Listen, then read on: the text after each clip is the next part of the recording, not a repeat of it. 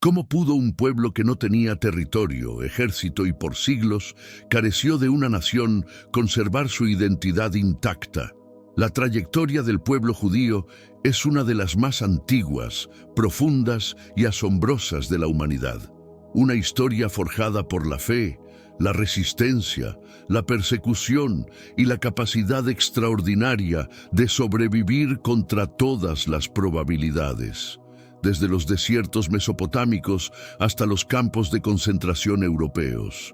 Desde los templos dorados de Jerusalén hasta las humildes sinagogas dispersas en cada rincón del planeta.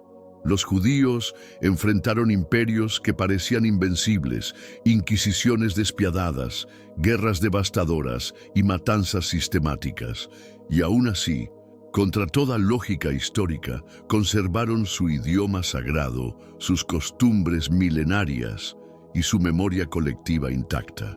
Entender su historia no es solo conocer el pasado de un pueblo singular, es mirar directamente al corazón palpitante de la civilización occidental, es comprender cómo las ideas pueden ser más poderosas que los ejércitos y cómo la memoria puede ser más resistente que el acero. Antes de continuar, suscríbete al canal y activa la campanita, porque así podrás acompañar cada nuevo episodio de esta serie extraordinaria sobre los pueblos que forjaron nuestro mundo. Prepárate para recorrer más de 4000 años de una historia que no solo se sigue escribiendo hoy, sino que continúa moldeando el presente de maneras que tal vez nunca imaginaste. Los patriarcas. El nacimiento de una promesa. Todo inicia en el fértil creciente de la antigua Mesopotamia, en una época donde los dioses eran múltiples, caprichosos y territoriales. Según la tradición hebrea, alrededor del año 2000 a.C., un hombre llamado Abraham recibe un llamado divino que cambiaría para siempre el curso de la historia humana. El mandato era radical: dejar su tierra natal de Ur, una de las ciudades más prósperas del mundo antiguo, abandonar a su familia extendida y partir hacia una tierra completamente desconocida. Ese hombre, que luego se conocería como Abraham, padre de multitudes, se convierte en el patriarca fundacional de los hebreos. Pero su historia no es la típica saga de conquista territorial o poder militar. Es algo mucho más revolucionario, el relato de un pacto espiritual que trascendía fronteras geográficas. La alianza que Abraham establece con el Dios único es extraordinaria para su época. Mientras las civilizaciones circundantes adoraban panteones complejos de deidades vinculadas a ciudades específicas, Abraham abraza la idea de un Dios universal, creador de todo, que no se limita a un territorio, sino que gobierna toda la existencia. Esta visión monoteísta transmitida por generaciones marca el inicio de una identidad cimentada no en un trono dorado ni en conquistas militares, sino en una promesa divina. La alianza con un Dios que promete descendencia numerosa como las estrellas del cielo y un pacto eterno que trasciende generaciones. Isaac, su hijo del milagro nacido cuando Abraham tenía 100 años, continúa esta tradición. Pero es con Jacob, su nieto, donde la narrativa adquiere una dimensión nacional. Jacob, quien después de luchar toda una noche con un ángel, sería llamado Israel, el que lucha con Dios, representa la tenacidad que caracterizaría a este pueblo. Los 12 hijos de Jacob dieron origen a las 12 tribus de Israel, cada una con características y destinos particulares, pero unidas por el hilo invisible de la promesa ancestral. José, uno de los hijos de Jacob, vendido como esclavo por sus propios hermanos, se convierte paradójicamente en el salvador de Egipto durante los años de hambruna. Su historia, llena de traición, perdón y redención, establece patrones narrativos que se repetirán a lo largo de la historia judía. El exilio forzoso que se convierte en oportunidad, el sufrimiento que precede a la liberación, la capacidad de prosperar en tierra extraña sin olvidar las raíces. Aunque esta etapa se envuelve en narrativa religiosa y los datos arqueológicos son limitados, los expertos coinciden en que estos relatos reflejan memorias ancestrales auténticas y creencias fundacionales de un pueblo que comenzaba a distinguirse radicalmente de las culturas politeístas que lo rodeaban. Egipto, la forja en el sufrimiento. El relato continúa en Egipto, la superpotencia del mundo antiguo, donde los descendientes de Jacob habrían emigrado en tiempos de escasez. Lo que comenzó como refugio temporal se convirtió en una estadía de 400 años que transformaría profundamente la identidad del pueblo hebreo. Inicialmente bien recibidos por los faraones que recordaban los servicios de José, con el tiempo y los cambios dinásticos, los hebreos fueron perdiendo estatus hasta convertirse en una población sospechosa. Un nuevo faraón que no conocía a José implementó políticas de opresión sistemática. Los hebreos fueron esclavizados y convertidos en mano de obra forzada para los ambiciosos proyectos imperiales. Las ciudades almacén de Pitom y Ramsés, los canales de irrigación y posiblemente algunas de las pirámides menores. Este periodo de esclavitud dejó una marca indeleble en la identidad judía. Más que una simple experiencia histórica, se convirtió en el paradigma fundamental de su cosmovisión: ser forasteros en tierra extraña, conocer la opresión desde adentro, experimentar la vulnerabilidad del desposeído. Esta memoria del sufrimiento se convertiría en la base de una ética social revolucionaria. No oprimirás al extranjero, pues forasteros fuisteis vosotros en tierra de Egipto. La opresión se intensificó hasta llegar al genocidio planificado. El faraón ordenó que todo niño hebreo varón fuera arrojado al Nilo. Es en este contexto de desesperación absoluta donde surge una de las figuras más trascendentales de la historia humana: Moisés, el libertador reluctante. Según la tradición, en medio de la opresión más brutal surge un líder extraordinario. Moisés, salvado milagrosamente de la matanza infantil y criado paradójicamente en la corte del mismo faraón que había decretado su muerte, se convierte en el arquetipo del libertador reluctante. Educado en toda la sabiduría egipcia, con acceso a los secretos del poder imperial, Moisés podría haber vivido una vida de privilegios palatinos, pero un incidente que presencia un capataz egipcio golpeando brutalmente a un esclavo hebreo despierta en él la conciencia de su verdadera identidad. Su reacción impulsiva lo convierte en fugitivo, y durante 40 años vive como pastor nómada en el desierto de Madián, preparándose inconscientemente para el rol que habría de desempeñar. El llamado divino llega a través de una zarza ardiente que no se consume, símbolo poderoso de un pueblo que ardería en el sufrimiento pero nunca se extinguiría. La misión es aparentemente imposible: confrontar al imperio más poderoso del mundo y liberar a una multitud de esclavos desmoralizados. Las famosas 10 plagas que azotan Egipto representan mucho más que fenómenos sobrenaturales. Son un desafío directo a los fundamentos teológicos del poder faraónico. Cada plaga ataca específicamente a una deidad egipcia. El Nilo, convertido en sangre, humilla a Hapi, dios del río. Las tinieblas desafían a Ra, el dios sol. La muerte de los primogénitos golpea directamente la sucesión dinástica. Es una guerra de cosmovisiones. El dios único de los hebreos contra el panteón egipcio. La noche de la Pascua, cuando el ángel de la muerte pasó por alto las casas hebreas marcadas con sangre de cordero, se convierte en la memoria fundacional más importante del judaísmo. No es solo la conmemoración de una liberación física, sino la celebración de un nacimiento nacional bajo la protección divina.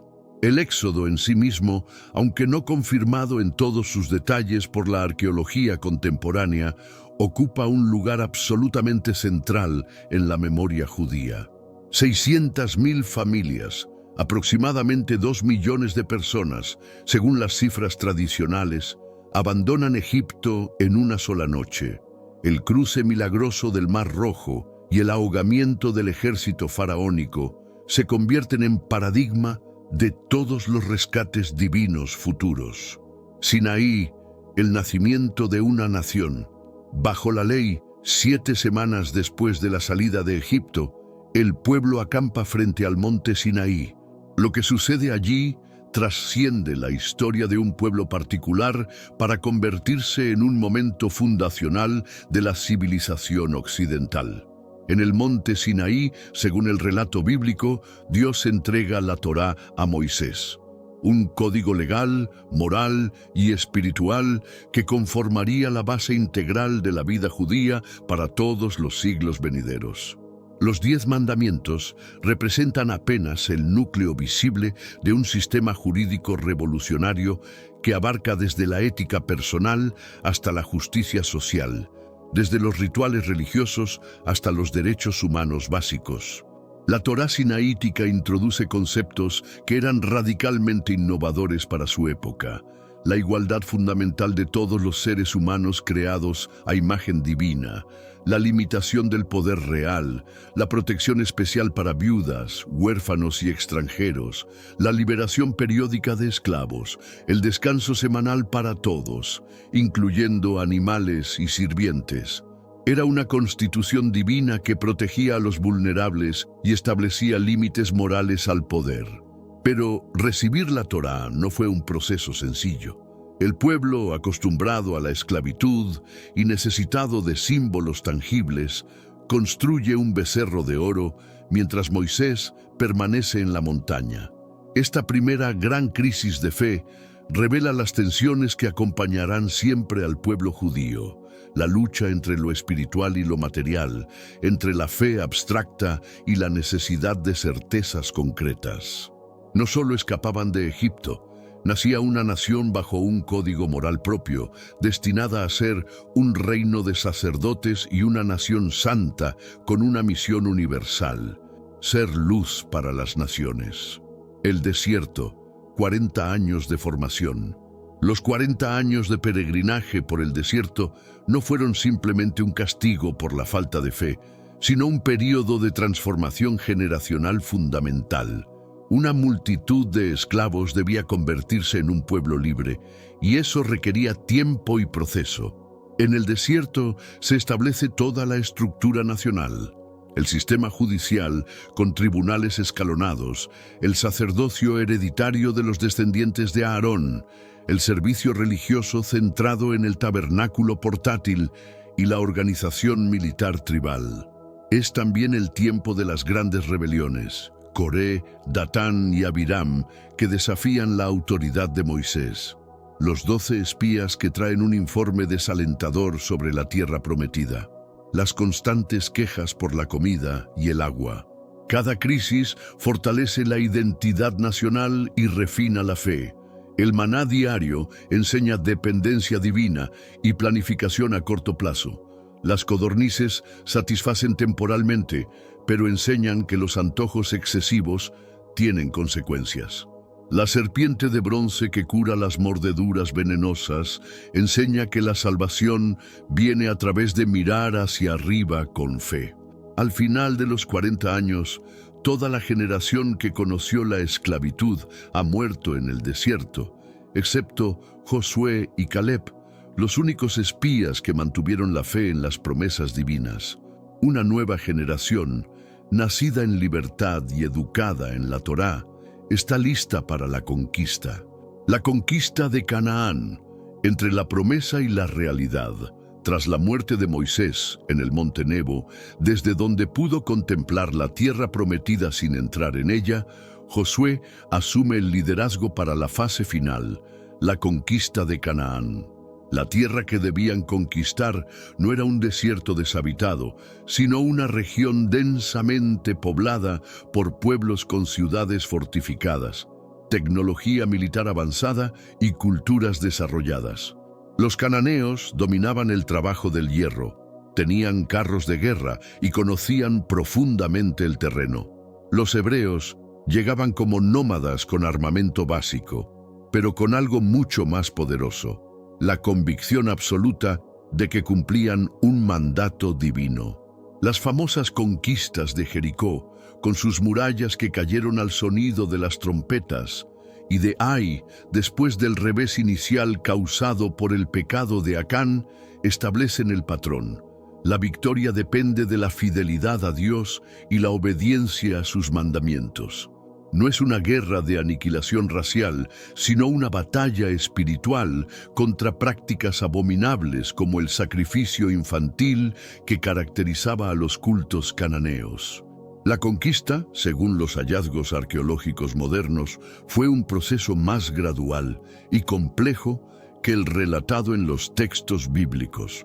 Probablemente incluyó infiltración pacífica, alianzas con poblaciones locales, asimilación cultural mutua y conquistas militares selectivas.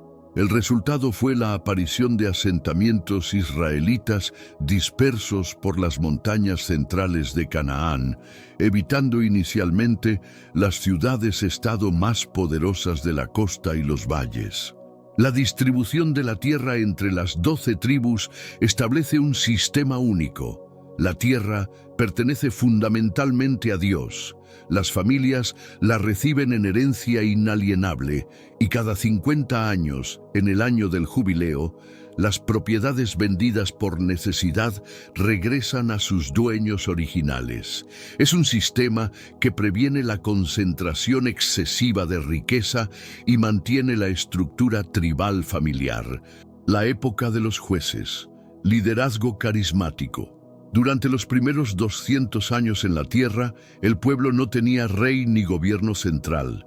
En su lugar, líderes carismáticos llamados jueces surgían en momentos de crisis nacional o regional.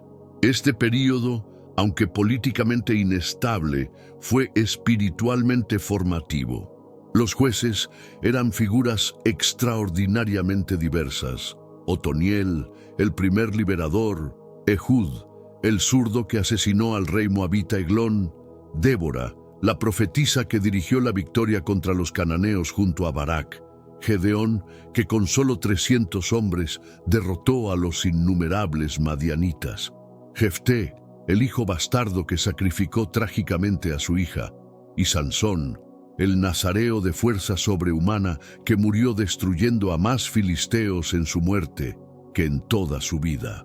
Cada juez representaba una faceta diferente del liderazgo israelita. Algunos eran guerreros, otros profetas, algunos políticos hábiles, otros simples campesinos llamados por Dios en momentos críticos.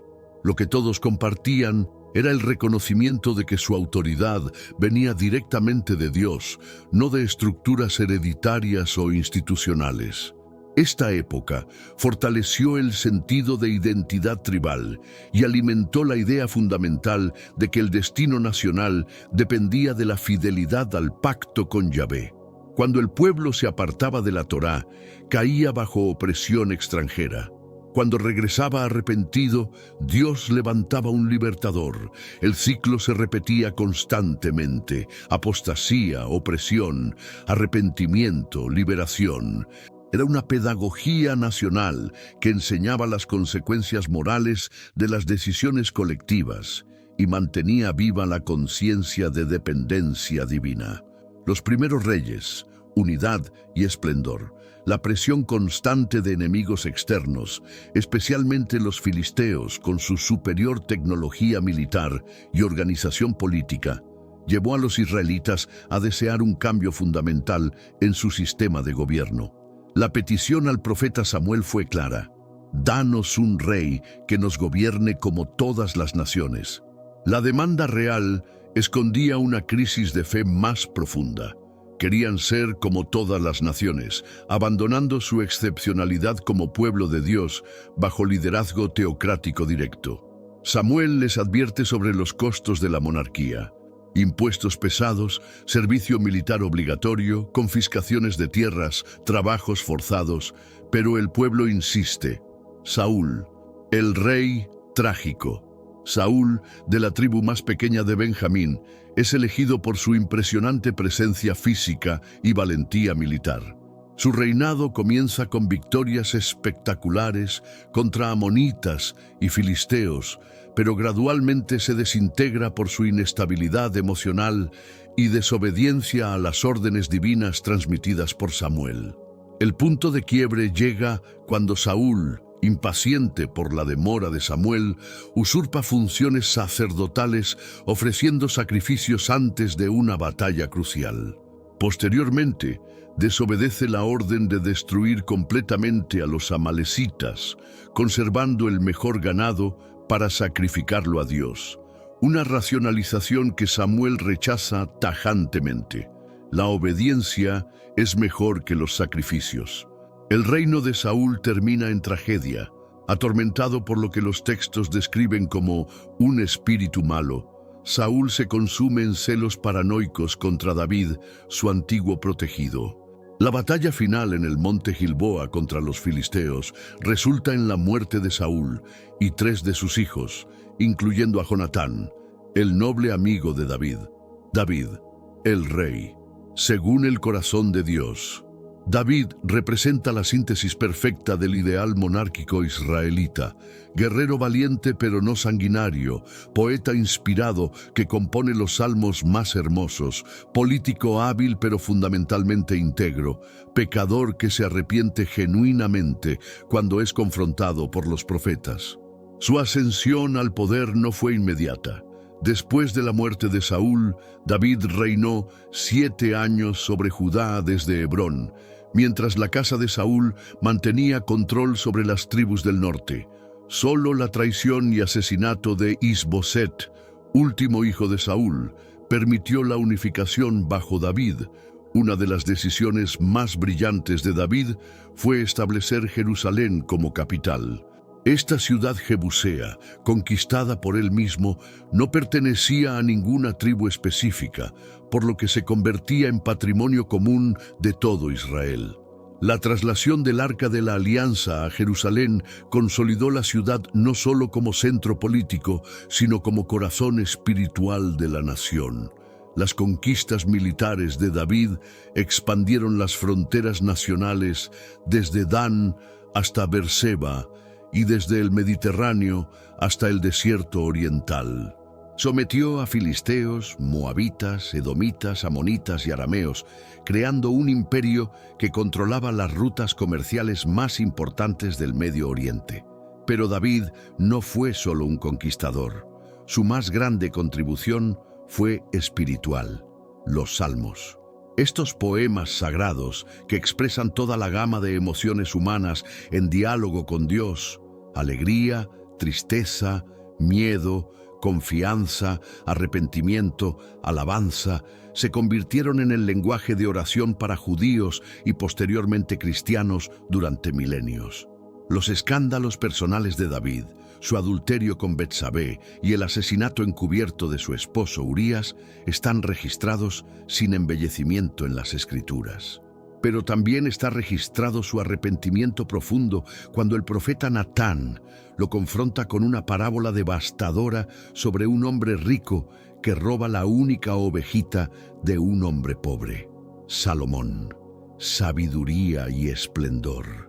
Salomón, hijo de David y Betsabé, heredó un reino pacificado y próspero. Su reinado representó la edad dorada del antiguo Israel: paz en las fronteras, prosperidad económica, reconocimiento internacional y esplendor arquitectónico. La famosa sabiduría de Salomón se manifestó desde el inicio de su reinado cuando, invitado por Dios a pedir lo que deseara, solicitó un corazón entendido para gobernar al pueblo y para discernir entre lo bueno y lo malo. Su sabiduría judicial se hizo legendaria, con casos como el de las 2 madres que reclamaban el mismo bebé. El proyecto más ambicioso de Salomón fue la construcción del primer templo en Jerusalén. Este edificio, que tardó 7 años en completarse, fue mucho más que una obra arquitectónica. Era la materialización de la presencia divina en medio del pueblo, el lugar donde el cielo y la tierra se tocaban, el centro de peregrinación para todo Israel. Las descripciones bíblicas del templo, con sus paredes de cedro del Líbano, decoraciones de oro puro, querubines gigantescos y el Santo de los Santos, donde residía el arca, sugieren una estructura de belleza y magnificencia incomparables. Su construcción requirió la cooperación internacional, especialmente con Hiram, rey de Tiro, e incorporó las mejores técnicas arquitectónicas de la época. Pero el esplendor tenía un costo social alto. Los proyectos de construcción requerían trabajos forzados que recayeron principalmente sobre las tribus del norte. Los gastos del Kurt real y los tributos a funcionarios crearon una carga fiscal pesada. La introducción de esposas extranjeras por razones diplomáticas trajo consigo cultos foráneos que contaminaron la pureza religiosa. Hacia el final de su reinado, Salomón había abandonado la simplicidad de sus antecesores. Su corte rivalizaba en lujo con las monarquías paganas circundantes, y su corazón se había apartado del Dios de Israel, influenciado por sus múltiples esposas extranjeras. Las semillas de la división futura ya estaban sembradas. La división del reino, el fin de la unidad. Con la muerte de Salomón, las tensiones internas que habían estado creciendo durante su reinado finalmente explotaron. Su hijo Roboam, aconsejado imprudentemente por jóvenes cortesanos, amenazó con aumentar la carga tributaria y los trabajos forzados en lugar de aliviarlos. La respuesta del norte fue inmediata y definitiva. ¿Qué parte tenemos nosotros con David? No tenemos heredad en el hijo de Isaí. A tus tiendas, oh Israel. 10 tribus se separaron bajo el liderazgo de Jeroboam, un funcionario de Salomón que había liderado previamente una revuelta fallida. El reino del norte, Israel. El reino del norte, conservando el nombre histórico de Israel, estableció su capital primero en Siquem y luego en Samaria. Jeroboam, consciente de que las peregrinaciones anuales a Jerusalén mantendrían lazos emocionales con el sur, estableció centros de culto alternativos en Dan y Betel, colocando becerros de oro como símbolos de la presencia divina. Esta innovación religiosa, aunque quizás pensada como mera alternativa política al Templo de Jerusalén, fue interpretada por los profetas como apostasía fundamental. Los becerros dorados recordaban demasiado el incidente del Sinaí y abrían la puerta a la sincretización con cultos cananeos. El reino del norte fue más próspero económicamente que Judá, controlando rutas comerciales importantes y territorios más fértiles. Ciudades como Samaria se convirtieron en centros de poder y riqueza, pero políticamente fue mucho menos estable, con dinastías que se sucedían mediante golpes de estado y asesinatos. Los profetas del norte, Elías, Eliseo, Oseas, Amós, desarrollaron una crítica social devastadora contra la injusticia económica, la corrupción judicial y la opresión de los pobres. Sus denuncias contra reyes como Acab y Jezabel, que introdujeron el culto a Baal, mantuvieron viva la conciencia religiosa auténtica entre sectores del pueblo. El reino del sur, Judá, aunque más pequeño y menos próspero, mantuvo ventajas importantes. La legitimidad davídica, el templo de Jerusalén y mayor estabilidad dinástica. La promesa divina a David de que su descendencia permanecería en el trono para siempre proporcionó continuidad y esperanza aún en los peores momentos. Reyes como Asa, Josafat, Ezequías y Josías implementaron reformas religiosas que purificaron el culto y fortalecieron la identidad nacional. Especialmente significativa fue la reforma de Josías, que centralizó todo el culto en Jerusalén, destruyó los altares paganos y redescubrió el libro de la ley, probablemente el Deuteronomio, durante reparaciones del templo. Los profetas del sur, Isaías, Jeremías, Miqueas, combinaron crítica social con esperanza mesiánica. Isaías especialmente desarrolló la visión de un futuro rey davídico ideal que traería justicia perfecta y paz universal. Porque un niño nos es nacido, hijo nos es dado, y el principado sobre su hombro, y se llamará su nombre Admirable, Consejero, Dios fuerte, Padre eterno, Príncipe de paz. Los grandes imperios, Asiria y Babilonia. La conquista asiria, 722 a.C. El imperio asirio, con su eficiencia administrativa y crueldad militar legendarias, representaba una amenaza existencial para todos los pequeños estados del Levante. Su política de deportaciones masivas estaba diseñada para destruir identidades nacionales y prevenir rebeliones. En 722 a.C., después de un sitio de 3 años, Samaria cayó ante Sargón II. La élite israelita, artesanos, sacerdotes, funcionarios, soldados, fue deportada a regiones distantes del imperio, mientras colonos de otras provincias fueron trasladados a Samaria. Esta mezcla de poblaciones dio origen a los samaritanos, que mantendrían tradiciones israelitas mezcladas con cultos extranjeros. Las 10 tribus perdidas del norte desaparecieron de la historia, asimilándose gradualmente en los pueblos que las acogieron. Su desaparición se convirtió en fuente de especulaciones mesiánicas sobre su eventual retorno en los tiempos finales. Judá sobrevivió el período asirio milagrosamente. El sitio de Jerusalén por Sennacherib en 701 a.C., terminó súbitamente cuando, según los relatos bíblicos, el ángel del Señor hirió al ejército asirio durante la noche. Fuentes asirias confirman que Sennacherib se retiró sin tomar la ciudad, aunque exigió tributo pesado a Ezequías.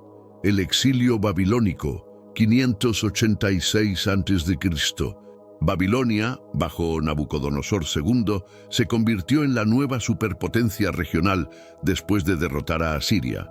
Judá intentó mantener independencia jugando la diplomacia entre Babilonia y Egipto, pero esta estrategia resultó fatal. 3 deportaciones sucesivas, 597, 586 y 582 a.C., despoblaron Judá de su liderazgo. La más devastadora fue la segunda, cuando Jerusalén fue sitiada durante 18 meses.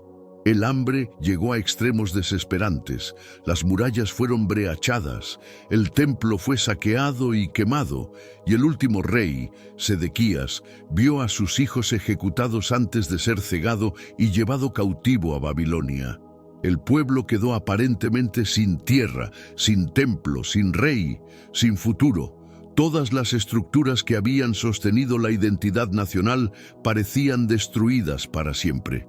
Era el fin de la historia, el triunfo definitivo de los imperios paganos sobre el Dios de Israel.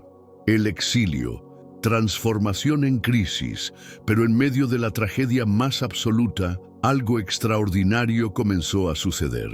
Los exilados judíos no se desintegraron como las 10 tribus del norte.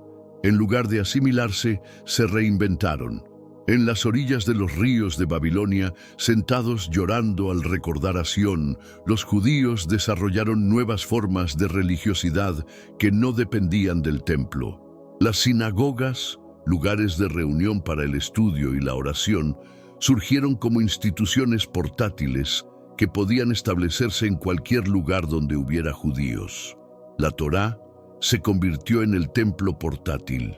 Su estudio intensivo, memorización e interpretación se volvieron actos de culto tan sagrados como los antiguos sacrificios. Los escribas y maestros de la ley adquirieron importancia comparable a la de los sacerdotes. Profetas como Ezequiel y el segundo Isaías, capítulos 40-55 del libro de Isaías, reinterpretaron la catástrofe como purificación divina, no como abandono. Desarrollaron una teología de esperanza que veía en el exilio no un castigo final, sino una preparación para una restauración gloriosa. La experiencia del exilio universalizó la fe judía. El Dios de Israel no estaba limitado a la tierra prometida. Era el Señor de toda la historia, que utilizaba incluso a reyes paganos como Ciro de Persia como instrumentos de su propósito. Esta comprensión preparó al judaísmo para su futura expansión global. La historia del pueblo judío, un viaje de 4000 años, el retorno, la época del Segundo Templo, el edicto de Ciro, conservado tanto en fuentes bíblicas como en el famoso Cilindro de Ciro, autorizaba el regreso de los judíos a Jerusalén y la reconstrucción del templo con financiamiento imperial. Esta generosidad no era puramente altruista. Los persas entendían que pueblos agradecidos en fronteras sensibles servían como barreras defensivas contra futuras invasiones. El retorno no fue masivo ni inmediato.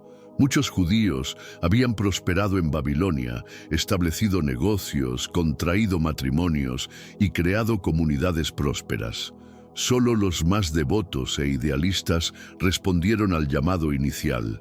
La primera caravana, liderada por Zorobabel, descendiente davídico, y Josué, sumo sacerdote, incluía cerca de 42.000 personas, reconstrucción y desafíos.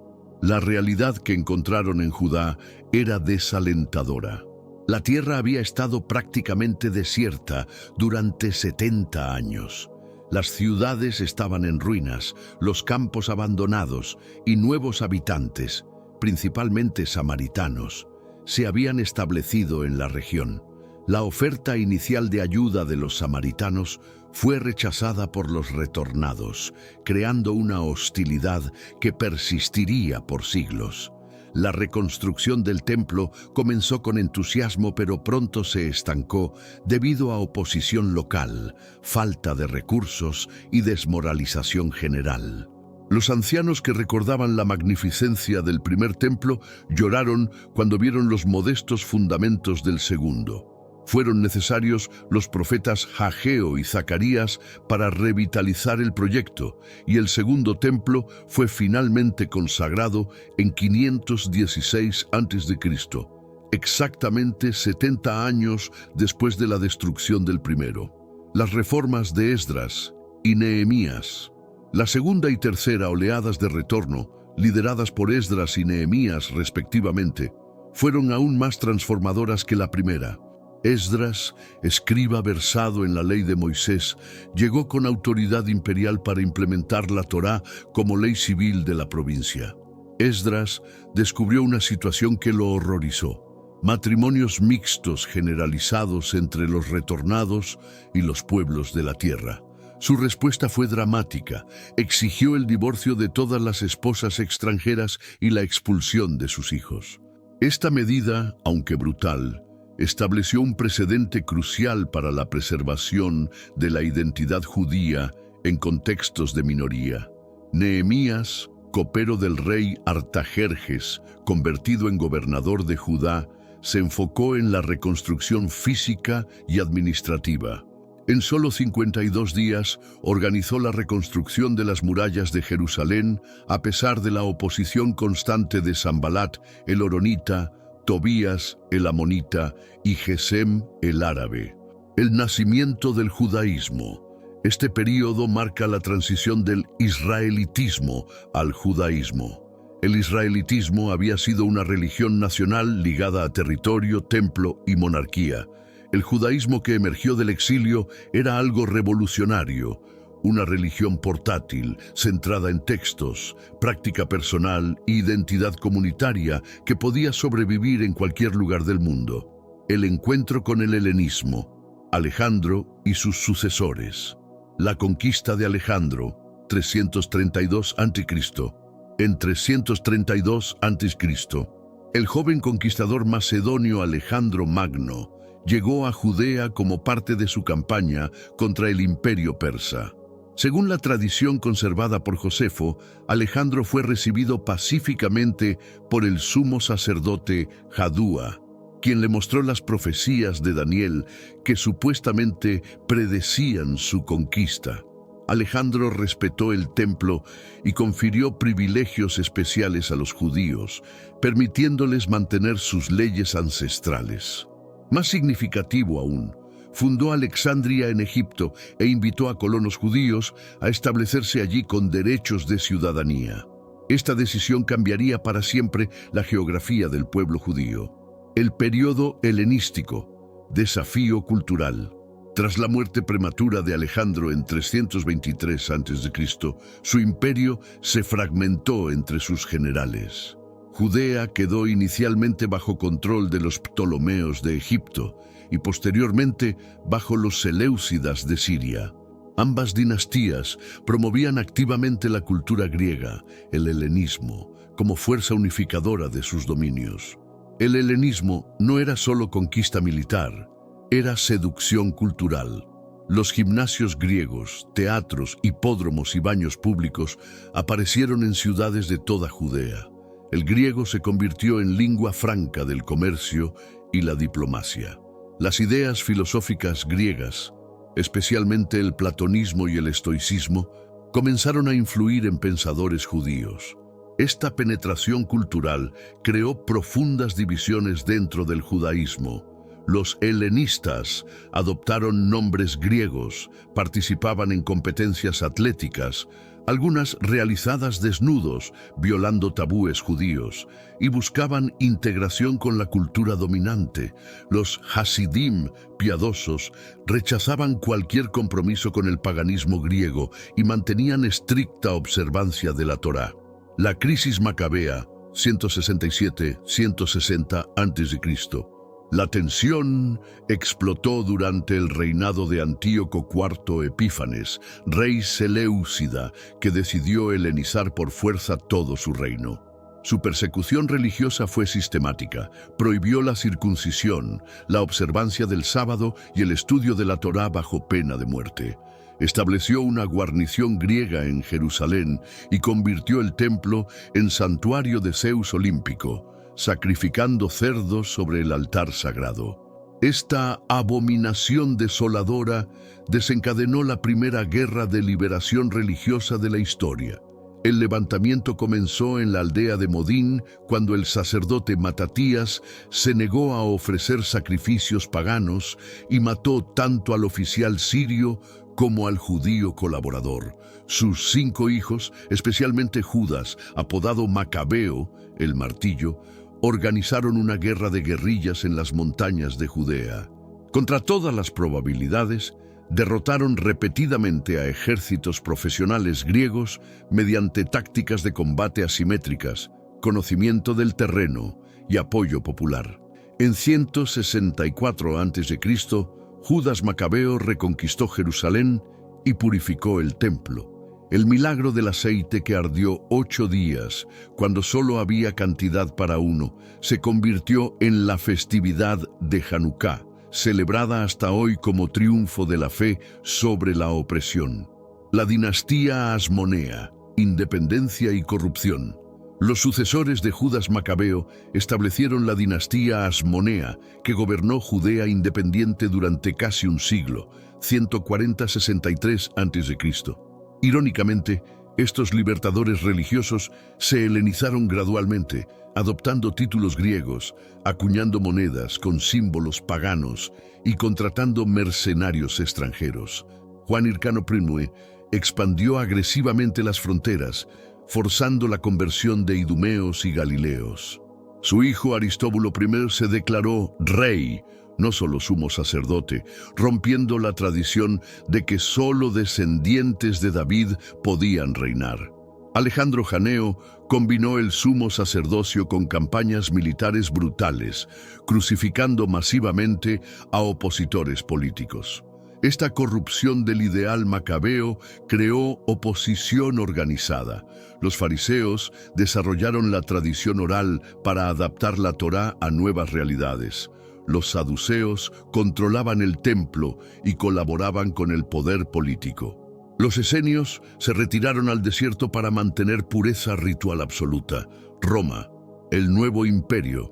La conquista romana, 63 a.C. Las guerras civiles asmóneas entre los hermanos Hircano II y Aristóbulo II proporcionaron a Roma la excusa perfecta para intervenir. En 63 a.C., Pompeyo sitió Jerusalén durante 3 meses antes de tomar la ciudad en sábado, cuando los defensores judíos se negaron a luchar. El acto más sacrílego de Pompeyo fue entrar al Santo de los Santos del templo, lugar reservado únicamente al sumo sacerdote en Yom Kippur. Su sorpresa al encontrarlo vacío, sin estatuas de dioses, reveló la incomprensión romana de la espiritualidad judía abstracta. Roma inicialmente mantuvo las estructuras judías existentes, pero bajo supervisión directa. Los sumos sacerdotes eran nombrados por autoridades romanas. Los tributos fluían hacia Roma, y guarniciones romanas controlaban puntos estratégicos. Herodes el Grande, 37-4 a.C. Herodes, hijo de un idumeo convertido, se convirtió en rey de los judíos mediante alianzas hábiles con líderes romanos sucesivos, primero Marco Antonio, luego Octavio Augusto. Su reinado fue paradójico, extraordinario desarrollo arquitectónico combinado con paranoia asesina. Las construcciones herodianas rivalizaban con las mejores del mundo romano. La expansión masiva del Segundo Templo, convirtiendo una estructura modesta en una de las maravillas arquitectónicas del mundo antiguo. El puerto artificial de Cesarea Marítima, las fortalezas de Masada y Herodión y palacios en Jericó. Pero Herodes también ejecutó a su esposa Macabea Mariame, 3 de sus hijos, y innumerables opositores reales o imaginarios.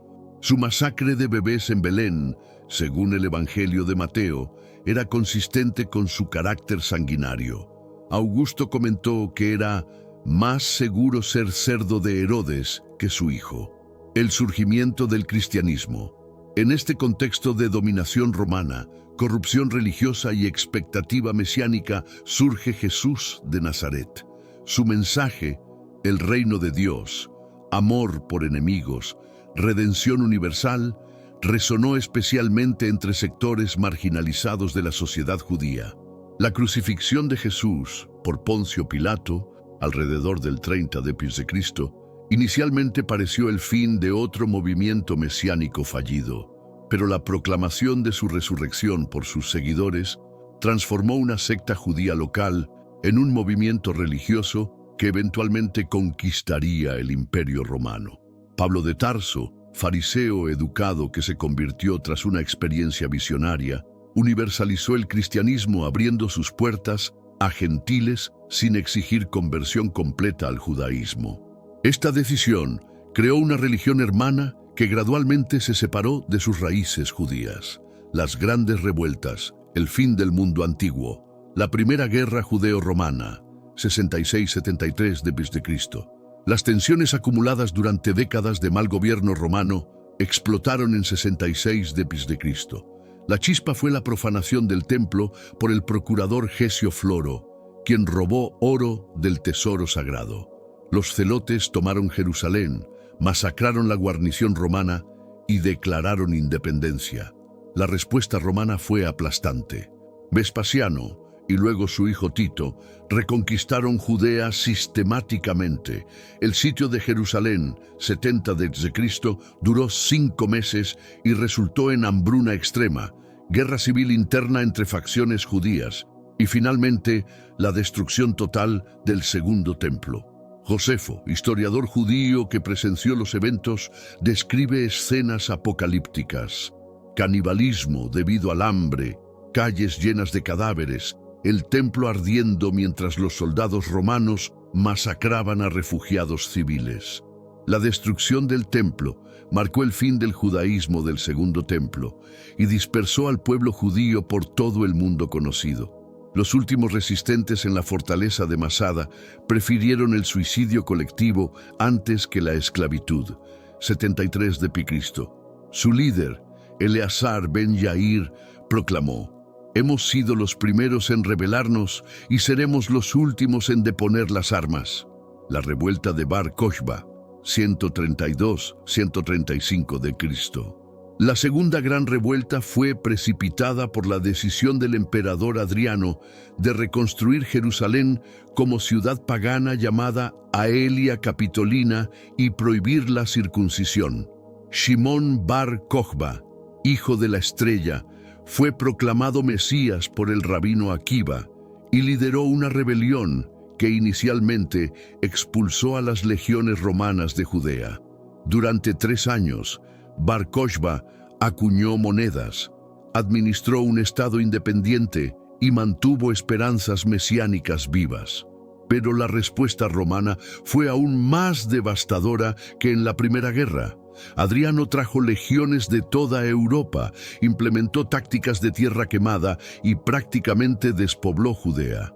La derrota final en Betar, 135 d.C., resultó en la muerte de Bar Kokhba y 500.000 de judíos según fuentes antiguas. Adriano prohibió a los judíos vivir en Jerusalén, rebautizó la provincia como Siria-Palestina para borrar referencias judías y vendió como esclavos a sobrevivientes en mercados de todo el imperio. La diáspora, exilio y supervivencia. La transformación del judaísmo, sin templo, sin territorio y sin gobierno propio. El judaísmo enfrentó una crisis existencial que parecía terminal. Pero los rabinos que sobrevivieron, especialmente los discípulos de Yohanan ben Zakkai, quien había obtenido permiso romano para establecer una academia en Yavne, transformaron completamente la religión. El judaísmo rabínico que emergió era portátil, textual y comunitario. La sinagoga reemplazó al templo, el estudio reemplazó al sacrificio y los rabinos reemplazaron a los sacerdotes.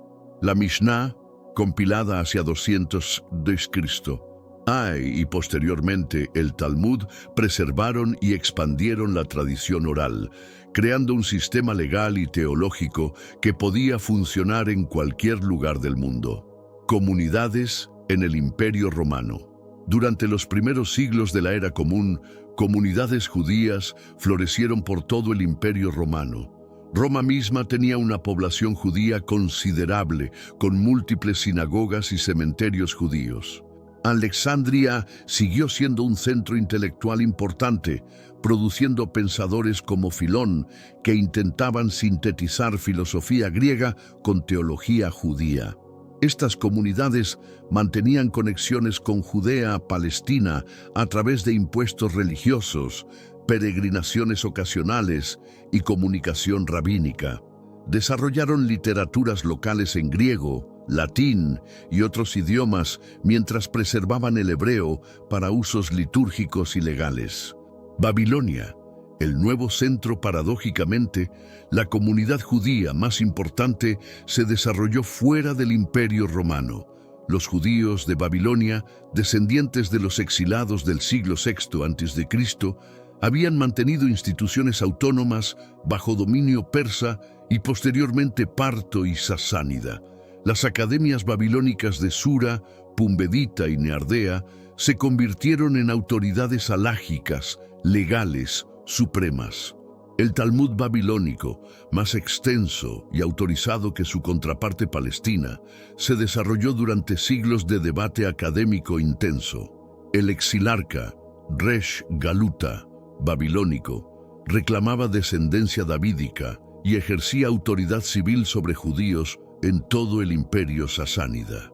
Esta combinación de autonomía política y brillantez intelectual hizo de Babilonia el centro judío más importante durante casi 1000 años. El cristianismo triunfante y las nuevas persecuciones. El edicto de Constantinopla, 313 d.C., la conversión del emperador Constantino, transformó el estatus del cristianismo de religión perseguida a religión favorecida. Para los judíos, esto significó el fin de la tolerancia relativa que habían disfrutado bajo el paganismo romano. La legislación cristiana gradualmente restringió derechos judíos, prohibición de poseer esclavos cristianos, construcción de nuevas sinagogas, conversión de cristianos al judaísmo y servicio en administración pública. Aunque la violencia física era oficialmente desalentada, El antisemitismo teológico se volvió doctrina de Estado. Los padres de la Iglesia y la teología del reemplazo. Teólogos cristianos, como Juan Crisóstomo, Agustín de Hipona y Jerónimo, desarrollaron una teología del reemplazo que presentaba a la Iglesia como el verdadero Israel y a los judíos como pueblo maldito por rechazar a Jesús. Esta doctrina, aunque no promovía violencia directa, creó el marco intelectual para siglos de persecución. Los judíos eran testigos vivientes de la verdad cristiana, condenados a vagar por el mundo hasta el fin de los tiempos como castigo por el deicidio. El Islam, nuevas oportunidades y desafíos. La conquista árabe, 634-640 d.C. La explosión del Islam desde Arabia transformó completamente el Medio Oriente.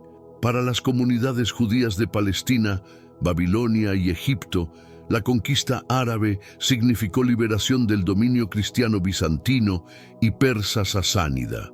Los conquistadores musulmanes aplicaron el estatus de dhimmi, protegidos, a judíos y cristianos, otorgándoles autonomía religiosa a cambio de tributos especiales y aceptación de superioridad musulmana. Aunque era un estatus de segunda clase, representaba una mejora considerable respecto a las persecuciones cristianas. La Edad Dorada en Al-Ándalus.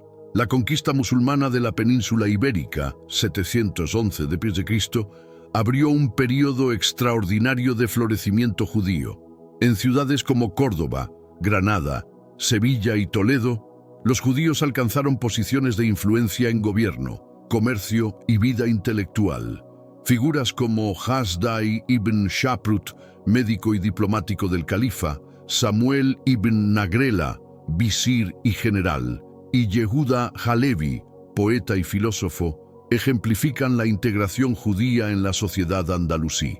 La poesía hebrea alcanzó alturas artísticas comparables a los mejores ejemplos árabes, y la filosofía judía medieval floreció con pensadores como Maimónides. Esta convivencia entre musulmanes, cristianos y judíos en Al-Ándalus se convirtió en modelo de tolerancia religiosa, aunque no estaba exenta de tensiones ocasionales y restricciones legales. Maimónides, el águila de la sinagoga Moisés ben Maimón, 1135-204, conocido como Maimónides o el Rambam, representa la síntesis más brillante entre tradición judía y filosofía aristotélica. Nacido en Córdoba, pero forzado al exilio por invasiones almohades intolerantes, vivió en Fez, Palestina y finalmente El Cairo. Su Guía de Perplejos intentaba reconciliar razón y fe, demostrando que el judaísmo era compatible con la filosofía griega. Su Mishneh Torah organizó sistemáticamente toda la ley judía en un código comprensible. Sus 13 principios de fe se convirtieron en credo judío estándar. Como médico de la corte de Saladino, Maimónides también escribió tratados médicos que influenciaron la medicina europea durante siglos. Su muerte fue llorada por comunidades judías desde España hasta Yemen. Las cruzadas. Violencia renovada. La primera cruzada, 1096, el llamado del Papa Urbano II para reconquistar Tierra Santa, desencadenó la primera explosión masiva de violencia antijudía en Europa Occidental. Multitudes de cruzados populares, liderados por Pedro el Ermitaño y otros predicadores fanáticos, masacraron comunidades judías enteras en el Valle del Rin. En ciudades como Maguncia, Worms y Colonia, los judíos enfrentaron la opción entre bautismo forzoso o muerte. Muchos eligieron el martirio, Kiddush Hashem, con padres matando a sus propios hijos antes de suicidarse para evitar conversión forzada. Estas masacres establecieron un patrón que se repetiría durante siglos. Cada empresa cristiana santa, cruzadas, expulsiones, inquisiciones, se acompañaba de violencia antijudía. El impacto a largo plazo. Las cruzadas no solo causaron sufrimiento inmediato, sino que transformaron la situación judía en Europa. Las comunidades del Rin, anteriormente prósperas y relativamente seguras, quedaron traumatizadas. Muchos judíos emigraron hacia Europa Oriental, donde encontraron mayor tolerancia bajo reyes polacos y húngaros necesitados de colonos y comerciantes. La Edad Media, restricciones y resiliencia. El Cuarto Concilio de Letrán, 1215. El Papa Inocencio III sistematizó la política antijudía de la Iglesia en el Cuarto Concilio de Letrán. Las decisiones incluyeron obligación de usar vestimentas distintivas, prohibición de cargos públicos, restricciones comerciales y establecimiento de guetos. Estas medidas, implementadas gradualmente por toda Europa cristiana, marginalizaron económica y socialmente a las comunidades judías. Forzados a abandonar agricultura y artesanías, muchos judíos se especializaron en comercio y préstamos con interés, prohibidos para cristianos, creando estereotipos económicos que perduraron por siglos. Las expulsiones, a partir del siglo XIII, varios reinos europeos expulsaron totalmente a sus poblaciones judías. Eduardo I expulsó a los judíos de Inglaterra, 1290. Felipe IV los expulsó de Francia, 1306, con un retorno parcial posterior, y múltiples expulsiones locales ocurrieron en estados alemanes. La expulsión más traumática fue la de España, 1492. Los reyes católicos, Fernando e Isabel, después de completar la reconquista con la toma de Granada, ordenaron que todos los judíos se convirtieran al cristianismo o abandonaran el reino en 4 meses. Aproximadamente 150.000 judíos españoles eligieron el exilio, estableciéndose en Portugal, de donde fueron expulsados 5 años después, Italia, Países Bajos, el Imperio Otomano y el norte de África.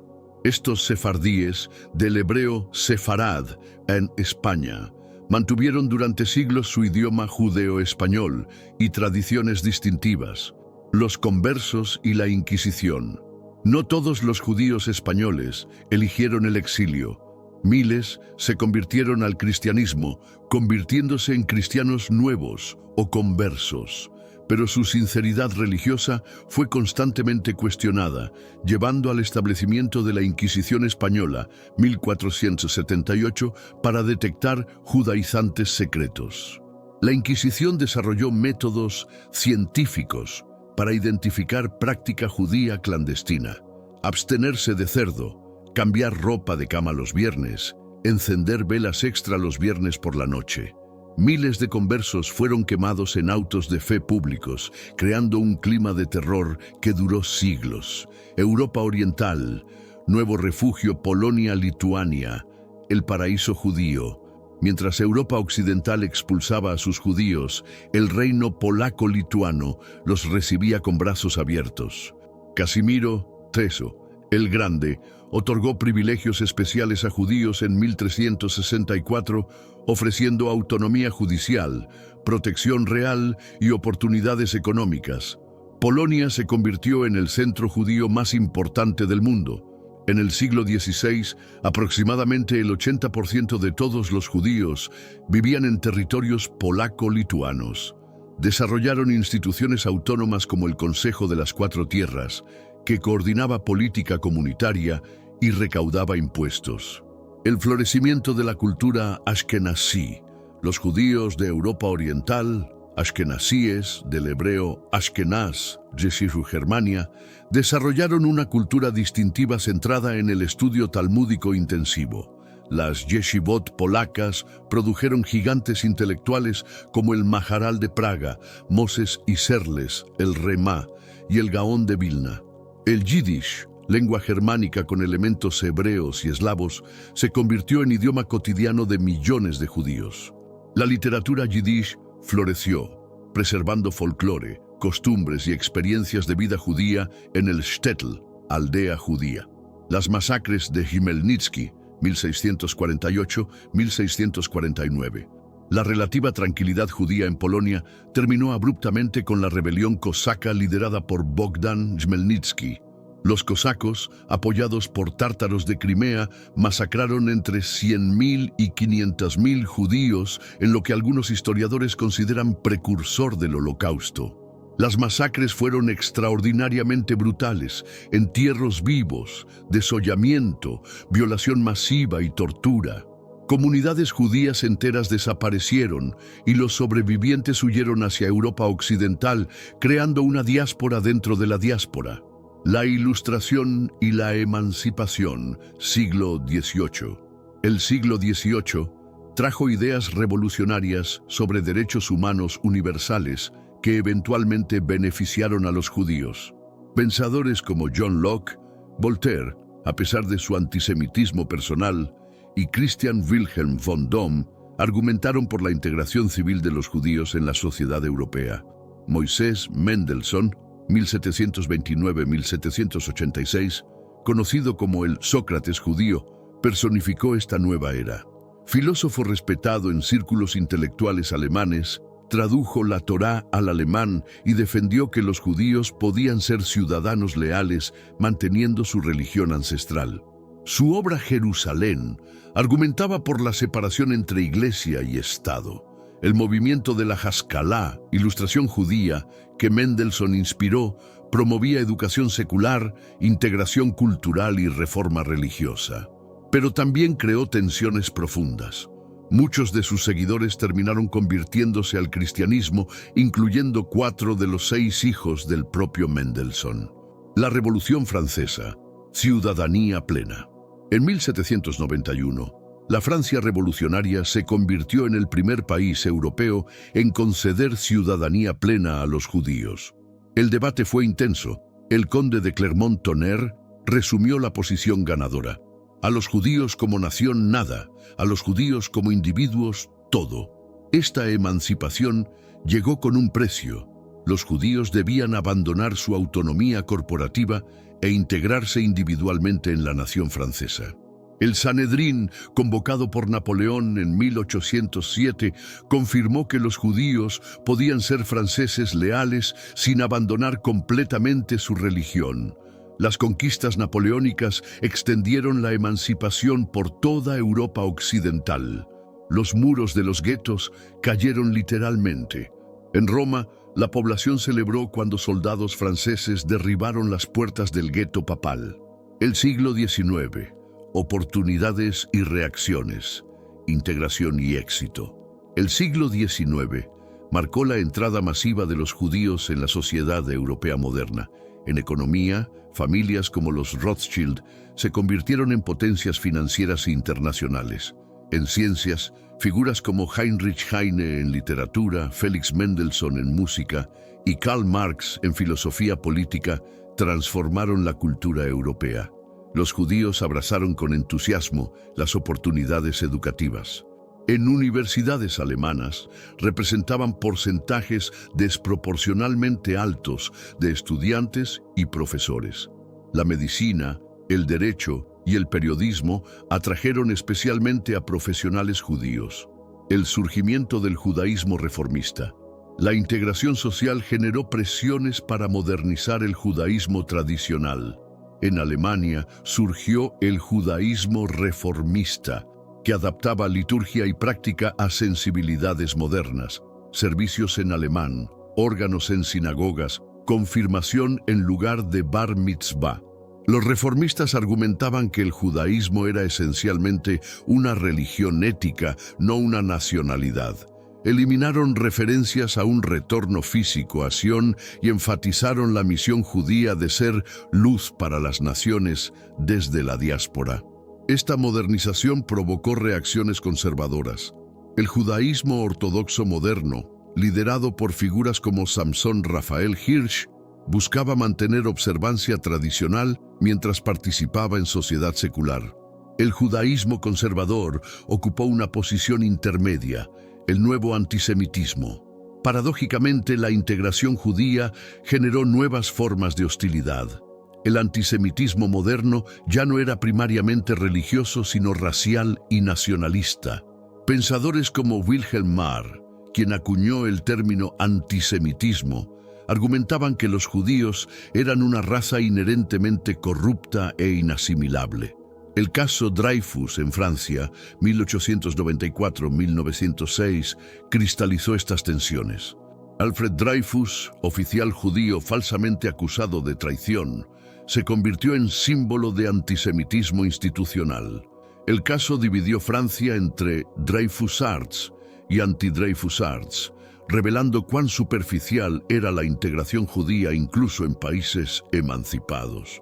Los pogroms rusos. En Europa Oriental, donde vivía la mayoría de los judíos mundiales, la situación empeoró dramáticamente. El asesinato del zar Alejandro II, 1881, desencadenó una ola de pogroms que devastó comunidades judías del sur de Rusia. Estos pogroms no eran explosiones espontáneas de ira popular, sino campañas organizadas con complicidad gubernamental. El gobierno zarista promovía antisemitismo como válvula de escape para frustraciones sociales, culpando a los judíos por problemas económicos y políticos. Las leyes de mayo 1882 restringieron severamente dónde podían vivir los judíos, limitándolos al pale de asentamiento, una franja territorial en la frontera occidental del imperio. Estas restricciones forzaron hacinamiento urbano y pobreza masiva. La Gran Migración, 1881-1924, el éxodo hacia América. Los pogroms rusos desencadenaron la mayor migración judía de la historia. Entre 1881 y 1924, aproximadamente 2,5 millones de judíos de Europa Oriental emigraron a Estados Unidos, transformando tanto las comunidades judías americanas como la sociedad estadounidense. A diferencia de migraciones anteriores de élites educadas, esta fue una migración masiva de familias enteras huyendo de persecución. Llegaron con poco dinero, pero enormes esperanzas, concentrándose inicialmente en el Lower East Side de Nueva York. La experiencia americana a Estados Unidos representaba algo revolucionario. Un país sin historia antisemita institucional, donde judíos podían ser ciudadanos plenos desde el momento de su llegada. La Constitución estadounidense, con su separación de Iglesia y Estado, creaba condiciones ideales para desarrollo judío. Los inmigrantes judíos se americanizaron rápidamente, pero mantuvieron identidad distintiva.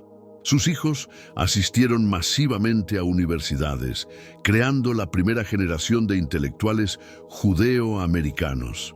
Figuras como Louis Brandeis, primer juez judío de la Suprema Corte, simbolizaban este éxito. La industria del vestido. Muchos inmigrantes judíos encontraron trabajo en la industria textil, donde su experiencia en comercio y artesanías resultó valiosa. El triángulo de camisas y fábricas similares empleaban miles de trabajadores judíos en condiciones frecuentemente deplorables. El incendio de Triangle Shirtwaist Factory, 1911, que mató a 146 trabajadores, principalmente mujeres judías e italianas, galvanizó el movimiento laboral. Líderes judíos como Samuel Gompers de la AFL y David Dubinsky del ILGWU transformaron condiciones laborales estadounidenses. El sionismo, el despertar nacional, Theodor Herzl, y el sionismo político, Theodor Herzl, periodista austrohúngaro que cubrió el caso Dreyfus, llegó a una conclusión radical. El antisemitismo era incurable y los judíos necesitaban su propio Estado. Su libro, El Estado Judío, 1896, argumentaba que solo la soberanía nacional podía garantizar seguridad judía. El primer Congreso Sionista en Basilea, 1897, estableció la Organización Sionista Mundial con el objetivo de crear un hogar públicamente reconocido y legalmente asegurado para el pueblo judío en Palestina. Herzl predijo proféticamente: en Basilea fundé el Estado judío. Tal vez en 50 años, ciertamente en 50, todos lo reconocerán. Los pioneros en Palestina, incluso antes de Herzl, pequeños grupos de judíos habían comenzado a establecerse en Palestina otomana. La primera Aliyá, 1881-1903, trajo principalmente refugiados de pogroms rusos que establecieron colonias agrícolas con apoyo del barón Edmond de Rothschild. La segunda Aliyá, 1904-1914, fue más ideológica, compuesta por socialistas judíos rusos inspirados por revolución y nacionalismo. Figuras como David Ben-Gurión y A.D. Gordon desarrollaron la ideología del socialismo constructivo, que combinaría renacimiento nacional con justicia social. Estos pioneros enfrentaron enormes desafíos: malaria, pobreza, hostilidad árabe ocasional y desorganización administrativa otomana. Pero establecieron instituciones duraderas. El primer kibutz, Degania, 1909, la primera ciudad hebrea moderna, Tel Aviv, 1909, y el primer sistema educativo en hebreo moderno. La Declaración Balfour, 1917, la Primera Guerra Mundial, creó oportunidades diplomáticas para el sionismo. Chaim Weizmann, químico judío que ayudó al esfuerzo bélico británico, persuadió al gobierno británico de apoyar aspiraciones sionistas. La Declaración Balfour, 2 de noviembre de 1917, expresaba que el gobierno británico ve con beneplácito el establecimiento en Palestina de un hogar nacional para el pueblo judío. Esta fue la primera vez que una potencia mundial reconocía oficialmente derechos nacionales judíos.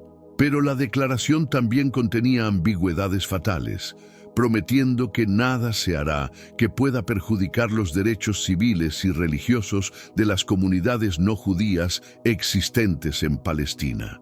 Estas promesas contradictorias sembraron las semillas de conflictos futuros.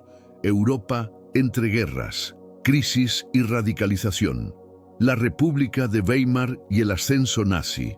La derrota alemana en la Primera Guerra Mundial desencadenó crisis económica y política que los antisemitas explotaron hábilmente. Los judíos fueron culpados simultáneamente por la revolución bolchevique y el capitalismo rapaz, por la derrota militar y el Tratado de Versalles. Los protocolos de los sabios de Sion, fabricación zarista que describía una conspiración judía mundial, circularon masivamente en Europa y América. Aunque expuestos como falsificación, estos libelos influyeron profundamente en el pensamiento antisemita. Adolf Hitler, veterano resentido de la guerra, canalizó estas frustraciones en una ideología coherente que colocaba a los judíos en el centro de todos los males alemanes. Su ascenso al poder, 1933, marcó el inicio del período más oscuro de la historia judía. Las leyes de Nuremberg, 1935, los nazis implementaron persecución antijudía sistemática que comenzó con exclusión social y económica. Las leyes de Nuremberg definieron legalmente quién era judío y prohibieron matrimonios entre judíos y ciudadanos alemanes de sangre alemana. Estas leyes crearon un sistema de apartheid racial que despojó a los judíos de ciudadanía, empleos gubernamentales, profesiones liberales y eventualmente de todos los derechos civiles. Era antisemitismo científico, llevado a su conclusión lógica. La noche de los cristales rotos, 1938, el asesinato de un diplomático alemán en París por un joven judío desesperado proporcionó el pretexto para un pogromo nacional organizado. En la noche del 9-10 de noviembre de 1938, sinagogas ardieron por toda Alemania. Negocios judíos fueron saqueados y miles de hombres judíos fueron arrestados. Esta Kristallnacht marcó la transición de persecución legal a violencia física abierta. El mundo observó pero hizo poco. La Conferencia de Evian, 1938, para discutir refugiados judíos, terminó sin resultados concretos, con la mayoría de países negándose a aumentar cuotas de inmigración. El Holocausto, la solución final, la invasión de Polonia, 1939. La invasión alemana de Polonia puso a 3.3 millones de judíos polacos bajo control nazi. Inmediatamente comenzaron medidas para concentrar y aislar a las poblaciones judías. registros obligatorios, brazaletes identificadores, confiscación de propiedades. Los guetos, inicialmente presentados como medidas temporales de salud pública, se convirtieron en prisiones superpobladas donde cientos de miles murieron de hambre, enfermedad y brutalidad. El gueto de Varsovia, el más grande, hacinaba a 400.000 personas en apenas 1.3 millas cuadradas. La conferencia de Wannsee, 1942, el 20 de enero de 1942, 15 funcionarios nazis se reunieron en una villa berlinesa para coordinar la solución final al problema judío en Europa. Reinhard Heydrich presentó planes para deportar y exterminar a todos los judíos europeos, estimados en 11 millones de personas. Esta reunión no inició el Holocausto. Matanzas masivas ya habían comenzado en Europa Oriental, pero sistematizó el genocidio como política oficial del Reich. La burocracia alemana, desde ferrocarriles hasta oficinas de registro civil, se movilizó para el exterminio. Los campos de exterminio, 6 campos, fueron construidos específicamente para asesinatos masivos: Chelmno, Belzec, Sobibor, Treblinka, Majdanek y Auschwitz-Birkenau. Utilizando tecnología industrial moderna, trenes, gas venenoso, crematorios, los nazis asesinaron a millones con eficiencia espantosa. Auschwitz-Birkenau se convirtió en el símbolo del Holocausto. Allí murieron aproximadamente 1.1 millones de personas, 90% de ellas judías. El letrero Arbeit macht frei, el trabajo libera, burlándose de víctimas que sabían que entraban para morir. Los nazis intentaron ocultar evidencias de sus crímenes, pero la escala del genocidio era demasiado masiva. Fotografías, documentos, testimonios de sobrevivientes y los propios campos liberados proporcionaron evidencia abrumadora de la maquinaria de muerte nazi. Resistencia y rescate contrario a estereotipos de pasividad. Los judíos resistieron heroicamente cuando fue posible. El levantamiento del gueto de Varsovia, abril-mayo 1943, vio a combatientes judíos mal armados luchar contra tropas alemanas durante un mes. Rebeliones ocurrieron en Treblinka, Sobibor y Auschwitz. Partisanos judíos lucharon en bosques de Europa Oriental. En Francia, Italia y otros países, judíos se unieron a movimientos de resistencia nacional. Miles de no judíos arriesgaron sus vidas para salvar judíos. Raúl Wallenberg en Hungría, Oskar Schindler en Polonia, aldeas enteras como Le Chambon-sur-Lignon en Francia, demostraron que el rescate era posible cuando existía voluntad. Pero estos actos heroicos no pudieron prevenir la catástrofe. Cuando terminó la guerra, 6 millones de judíos habían sido asesinados. Un tercio de todo el pueblo judío mundial, incluyendo 1.5 millones de niños.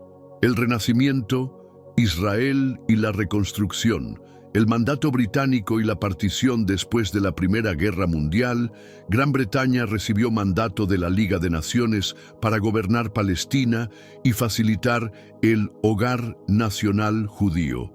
Pero las promesas contradictorias de la era bélica crearon conflictos inmediatos entre aspiraciones judías y árabes. La inmigración judía aumentó dramáticamente, especialmente durante los años 1930, cuando judíos huían del nazismo. Para 1947, la población judía de Palestina había crecido a 630.000, aproximadamente un tercio del total. Los británicos, agotados por la Segunda Guerra Mundial y presionados por violencia tanto judía como árabe, entregaron el problema a las Naciones Unidas. El Plan de Partición de la ONU, 29 de noviembre de 1947, propuso dividir Palestina en estados judío y árabe independientes. La independencia de Israel, 1948. David Ben-Gurión proclamó la independencia israelí el 14 de mayo de 1948, momentos antes de que expirara el mandato británico. La declaración prometía igualdad completa de derechos sociales y políticos, para todos sus habitantes, sin distinción de religión, raza o sexo. Inmediatamente, 5 ejércitos árabes invadieron el nuevo estado. La Guerra de Independencia 1948-1949 costó a Israel 6.000 muertos, 1% de su población judía, pero estableció fronteras más amplias que las propuestas por la ONU. La victoria israelí creó 2 legados duraderos: un Estado judío viable, pero también el problema de los refugiados palestinos. Aproximadamente 700.000 árabes palestinos huyeron o fueron expulsados durante la guerra, creando una diáspora palestina que permanece sin resolver. La construcción nacional Israel enfrentó desafíos monumentales: integrar oleadas masivas de inmigrantes, desarrollar economía moderna, establecer instituciones democráticas y defenderse de enemigos hostiles. Pero el sionismo había creado infraestructura social e ideológica que permitió transición relativamente exitosa. La Ley del Retorno, 1950, garantizó ciudadanía israelí automática a cualquier judío que emigrara. Esto facilitó la inmigración de sobrevivientes del Holocausto y posteriormente de comunidades judías enteras de países árabes. Los judíos misrajíes. Una consecuencia poco anticipada de la independencia israelí fue el éxodo masivo de judíos de países árabes. Comunidades que habían vivido en Irak, Yemen, Marruecos y otros países durante siglos se vieron forzadas a emigrar debido a persecución y presión popular. Aproximadamente 850.000 judíos abandonaron países árabes entre 1948 y 1970, la mayoría llegando a Israel. Su integración fue difícil. Enfrentaron discriminación de élites ashkenazíes y lucharon por preservar culturas distintivas. Las guerras árabes-israelíes. Israel libró múltiples guerras con sus vecinos árabes: 1956, Suez; 1967, 6 días; 1973, Yom Kippur; 1982, Líbano. La Guerra de los 6 días fue especialmente transformadora, colocando a Jerusalén Este, Cisjordania, Gaza y los Altos del Golán bajo control israelí. La ocupación de territorios con grandes poblaciones palestinas creó dilemas morales y políticos que Israel aún no ha resuelto. ¿Cómo puede Israel ser simultáneamente judío y democrático si controla millones de palestinos sin derechos de ciudadanía? Los judíos en el mundo moderno. Estados Unidos. La Nueva Babilonia.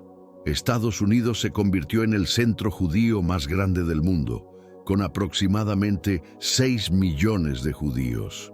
A diferencia de otras diásporas históricas, los judíos americanos prosperaron sin enfrentar antisemitismo institucional significativo. Los judíos americanos alcanzaron éxito extraordinario en educación, profesiones liberales, ciencias, entretenimiento y política. Figuras como Albert Einstein, Steven Spielberg, Ruth Bader Ginsburg y Mark Zuckerberg simbolizan diferentes aspectos de esta integración exitosa, pero el éxito también trajo desafíos identitarios. Con tasas de matrimonio mixto aproximándose al 50%, muchos se preguntan si la comunidad judía americana mantendrá cohesión distintiva. Las denominaciones religiosas compiten con identidades seculares y culturales. La Unión Soviética y el movimiento de Refusénix. Bajo el comunismo soviético, los judíos enfrentaron antisemitismo disfrazado como antisionismo. Aunque oficialmente iguales, fueron excluidos de posiciones sensibles y sus instituciones culturales fueron eliminadas.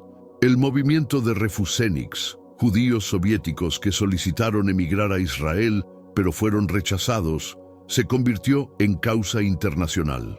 Activistas como Anatoly Sharansky y Ida Nudel simbolizaron la lucha por libertad religiosa y nacional. La caída de la Unión Soviética, 1991, liberó a aproximadamente 1.5 millones de judíos soviéticos, la mayoría emigrando a Israel y Estados Unidos. Esta migración transformó la demografía judía global y fortaleció tanto a Israel como a las comunidades de la diáspora. El resurgimiento de Europa. Después del Holocausto, las comunidades judías europeas parecían condenadas a la extinción. Pero gradualmente, nueva vida judía emergió de las cenizas. Francia desarrolló la comunidad judía más grande de Europa, alimentada por inmigración del norte de África. Alemania, sorprendentemente, atrajo judíos soviéticos y desarrolló una pequeña pero vibrante comunidad nueva. El establishment de museos del Holocausto, monumentos y programas educativos representó intentos de confrontar el pasado genocida. Antisemitismo contemporáneo. Aunque el antisemitismo clásico declinó en Occidente, nuevas formas emergieron. El antisionismo a veces sirve como máscara para hostilidad antijudía tradicional. Teorías conspiradoras sobre control judío de medios, finanzas y política circulan en Internet. En Europa, ataques contra sinagogas, escuelas judías e individuos crearon clima de inseguridad. El ataque contra el supermercado kosher en París, 2015, la sinagoga de Pittsburgh, 2018, y múltiples incidentes menores demostraron que el antisemitismo violento no había desaparecido. Desafíos contemporáneos. Israel-Palestina. El conflicto sin resolver. Décadas después de Oslo, 1993, la paz entre israelíes y palestinos permanece elusiva. Las intifadas, 1987, 1993, 2000, 2005, el terrorismo suicida, la construcción de asentamientos y la barrera de seguridad han endurecido posiciones en ambos lados. Los judíos mundiales están divididos sobre políticas israelíes. Mientras algunos apoyan incondicionalmente cualquier gobierno israelí, otros critican la ocupación y abogan por soluciones de dos estados. Esta división refleja tensiones más amplias sobre particularismo judío versus valores universales. Demografía y continuidad. El pueblo judío enfrenta desafíos demográficos únicos. Con una población mundial de aproximadamente 15 millones, los judíos representan apenas 0.2% de la humanidad. Tasas de natalidad bajas, matrimonio mixto y asimilación en sociedades abiertas plantean preguntas sobre supervivencia a largo plazo. Israel, con la tasa de natalidad judía más alta del mundo desarrollado, representa casi la mitad de los judíos mundiales. Pero tensiones internas entre seculares y religiosos, ashkenazíes y sefardíes, veteranos e inmigrantes, crean fracturas sociales significativas.